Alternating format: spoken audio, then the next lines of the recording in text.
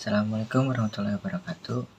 Nama saya Ugi Prahardiasa dari Fakultas Ekonomi dan Bisnis Prodi Manajemen kelas C. Ingin mempresentasikan sedikit tentang pendapatan nasional. Pendapatan nasional adalah nilai akhir suatu barang dan jasa yang diproduksi oleh suatu perekonomian dalam periode waktu tertentu yang dihitung berdasarkan nilai pasar.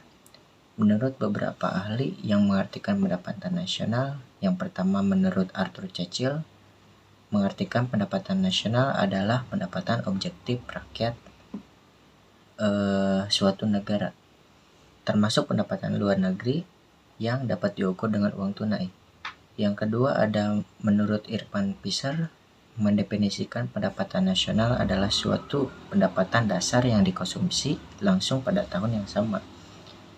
Yang ketiga, menurut Alfred Marshall, menjabarkan pendapatan nasional adalah tenaga kerja dan modal yang digunakan oleh negara untuk mengolah sumber daya alam dengan tujuan menghasilkan hasil yang berwujud dan tidak berwujud.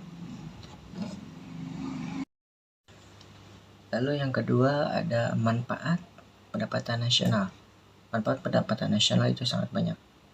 Di antara lain, yang pertama untuk mengukur laju pertumbuhan dan ekonomi nasional. Dengan adanya pendapatan nasional, kita bisa tahu apakah negara kita ada peningkatan atau kemunduran. Yang kedua, untuk membandingkan kemajuan perekonomian antar negara. Di sini kita bisa tahu apakah negara kita termasuk negara maju. Yang ketiga, untuk mengetahui struktur perekonomian suatu negara. Dengan adanya pendapatan nasional menjadi salah satu tolak ukur untuk mengetahui sektor mana yang memberi kontribusi yang tinggi. Selanjutnya ada faktor-faktor yang mempengaruhi pendapatan nasional. Faktor-faktor yang mempengaruhi pendapatan nasional diantara lain yang pertama ada konsumsi dan tabungan. Konsumsi adalah pengeluaran total untuk memperoleh barang dan jasa suatu perekonomian dalam jangka waktu tertentu. Sedangkan tabungan adalah bagian dari pendapatan yang tidak dikeluarkan untuk konsumsi. Yang kedua ada investasi. Investasi adalah aktivitas menempatkan modal baik berupa uang atau aset berharga lainnya ke dalam suatu benda, lembaga, atau suatu pihak dengan harapan pemodal atau investor kelak akan mendapatkan keuntungan. Selanjutnya yang ketiga ada permintaan dan penawaran agregat. Permintaan agregat adalah suatu daftar dari seluruh barang dan jasa yang akan dibeli oleh sektor-sektor ekonomi pada berbagai tingkat harga, sedangkan permintaan agregat menunjukkan hubungan antara keseluruhan penawaran barang-barang dan jasa yang ditawarkan oleh perusahaan-perusahaan dengan tingkat harga tertentu. Lalu selanjutnya ada konsep-konsep pendapatan nasional. Ada 6 konsep pendapatan nasional, diantaranya yang pertama, Gross Domestic Product (GDP) atau dalam bahasa Indonesia disebut dengan Produk Domestik Bruto (PDB), merupakan produksi barang dan jasa semua warga negara yang ada di dalam negeri. Cara menghitung GDP dapat menggunakan rumus produk warga negara dalam negeri ditambah dengan produk warga negara asing dalam negeri.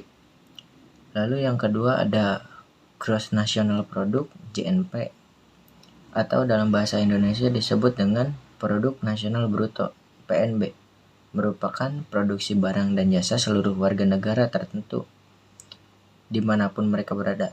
Cara menghitung GNP dapat menggunakan rumus produk warga negara dalam negeri ditambah dengan produk warga negara di luar negeri. Yang ketiga ada Net National Product (NNP). Net National Product mirip-mirip dengan GNP. Namun pada NNP konsep pendapatan nasional hanya dapat dilihat dari laba yang diperoleh. Cara menghitung NNP dapat menggunakan rumus GNP, Gross National Product, dikurangi penyusutan. Yang keempat ada Net National Income (NNI). Adalah NNP dengan memperhitungkan komponen pendapatan yang tidak mencerminkan balas jasa atas faktor produksi. Cara menghitung NNI dapat menggunakan rumus NNP, Net National Product, dikurangi pajak tidak langsung ditambah dengan subsidi. Yang kelima ada personal income, merupakan bagian dari pendapatan nasional yang merupakan hak individu dalam perekonomian sebagai balas jasa keikutsertaan mereka dalam proses produksi.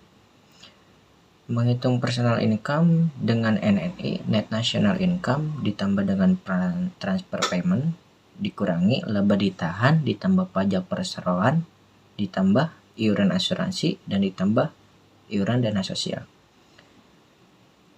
Yang keenam ada disposable income, DI. Disposable income merupakan pendapatan yang siap dibelanjakan atau dimanfaatkan untuk membeli barang atau jasa. Menghitung disposable income bisa menggunakan PI, personal income, dikurangi dengan pajak tidak langsung. Sekian dari saya, mohon maaf jika banyak kekurangan. Wassalamualaikum warahmatullahi wabarakatuh.